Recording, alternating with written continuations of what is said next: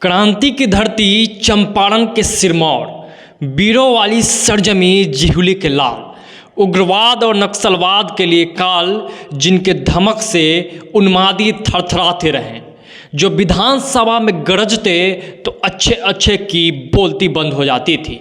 उस समय उत्तर बिहार में भाजपा के संस्थापक रहे ऐसे नेता जिन्हें लोग जनबली कहा करते हैं। आज के स्पेशल एपिसोड में कहानी 5 बार के पूर्व विधायक अवनीश कुमार सिंह की। पूर्वी चंपारण स्थित ढाका विधानसभा 90 के दशक में धार्मिक उन्माद के दंश के लिए ही जाना जाता था।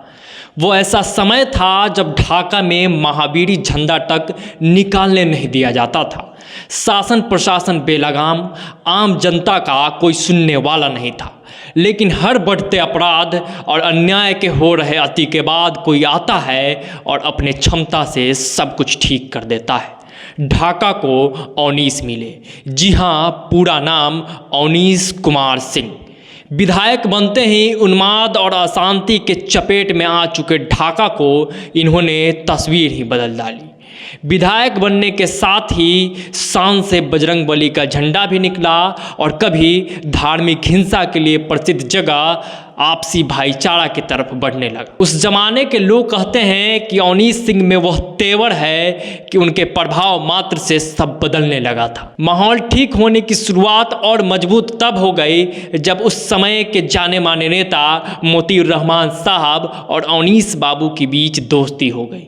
लोग कहते हैं कि उन्होंने भी अवनीश कुमार सिंह का लोहा मान लिया था। असामाजिक तत्वों में कभी इतनी हिम्मत नहीं आई कि वह ढाका के माहौल को बिगाड़ने की कोशिश भी कर सके। अशांत ढाका विकास के मार्ग पर जाने लगा और ऐसी स्थिति में एक बात इन पर फिट बैठती है कि दुनिया में आज रहनुमा अब कोई है कहाँ, इंसान आज खुशनुमा अब कोई है कहाँ, युवाज सियासत में आपसा कहाँ कोई, अच्छाई का यू रहनुमा अब कोई है कहाँ। अवनीश सिंह चंपारण में उस समय विधायक बने जब चंपारण समेत पूरा बिहार वामपंथ और लालू के जकड़न में था। इन्होंने उत्तर बिहार में भाजपा को बड़े मजबूती के साथ स्थापित किया था। आज के दौर में चंपारण के कई बड़े नेता अवनीश सिंह के रहमो कर्म पर ही नेता बने हैं, जिसमें अभी के भाजपा के बड़े नेता राधा मोहन सिंह का नाम भी लोग लेते हैं। बिहार में अवनीश सिंह ने भाजपा को तब मजबूती दिया था जब लालू के पार्टी को लेकर एक कहावत बड़ा मशहूर था कि अगर कुत्ते के गले में भी लालटेन बांध दिया जाए तो वह चुनाव जीतकर विधानसभा पहुंच जाएगा। भाजपा विधायक को संरक्षण देने के कारण विधानसभा में अवनीश सिंह का सदस्यता भी रद्द किया गया। अवनीश सिंह अपने हिंदुत्व वाले छवि के कारण भी जाने जाते रहे और उसको लेकर खूब लोकप्रिय भी हुए। श्री राम जन्मभूमि अभियान में इन्होंने बढ़ चढ़ कर हिस्सा लिया था और अपने समय में वो श्री राम अदालत भी लगाते रहे। नक्सलवादियों के लिए अवनीश सिंह काल ही रहे। इंडो नेपाल बॉर्डर पर नक्सलवादियों का इन्होंने कमर तोड़ कर रख दिया था। साथ ही जाली नोट के धंधे करने वालों का जो बेलगाम हो चुका था उस पर इन्होंने लगाम कस दिया था।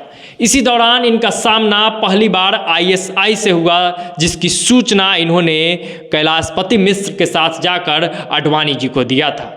इसी के बाद इनके पहल पर इन इलाकों में पहली बार एसएसबी का गठन किया गया, जिसके बाद नक्सलवाद का तहस नहस का जो प्रक्रिया था वो कहीं ना कहीं शुरू हो गया। उस समय में भाजपा में इनका एक अलग ही कद था, एक अलग ही वजूद था। खुद आडवाणी जी ने खुले मन से अवनीश कुमार सिंह का प्रशंसा भी किया था। अवनीश सिंह ने सियासत के व्याकरण को ही बदल कर रख दिया था। वो अपने अंदाज में ही राजनीति करते रहे, स्वाभिमान और सिद्धांत के इतने पक्के रहे कि सियासत के बड़े बड़े सूरमा से टकराते रहे, जिस कारण आज भले ही वो सत्ता से दूर है, लेकिन अवनीश सिंह कहते हैं कि मैं अवनीश हूँ, विष पीना मेरा काम है, स्वाभिमान बेचकर किसी पद की लालसा मैं आजीवन नहीं कर सकता। जनता के दिलों में आज भी हूँ, यही मेरी पूंजी है। अनीश कुमार सिंह के बारे में आपको बताते चले कि वो ढाका और चिरैया से 5 बार के विधायक रहे हैं। बिहार विधानसभा में शून्यकाल के सभापति भी रहे। भाजपा को बड़े मजबूती के साथ उत्तर बिहार में स्थापित करने में इनका अहम योगदान रहा। वीडियो के अंत में बस इतना ही कहेंगे कि राजनीतिक नाफा नुकसान से अलग हटकर अगर सोचिएगा, देखिएगा, तो कुछ लोग ऐसे होते हैं, कुछ नेता ऐसे होते हैं जिनका शख्सियत इतना बड़ा और विराट होता है कि बाकी पद और बाकी चीज़ें उनके सामने फीकी पड़ जाती है। आगे भी इनसे जुड़ी हुई बातें होते रहेगी और भी एपिसोड लाया जाएगा, बहुत सारी बातें होगी। बिहार और देश के राजनीति से जुड़े तमाम पहलुओं और तमाम विषयों पर हम आपसे लगातार बातचीत करते रहेंगे। आपका प्यार और समर्थन हमें खूब मिल रहा है, आगे भी मिलते रहे। बहुत बहुत धन्यवाद। जय बिहार।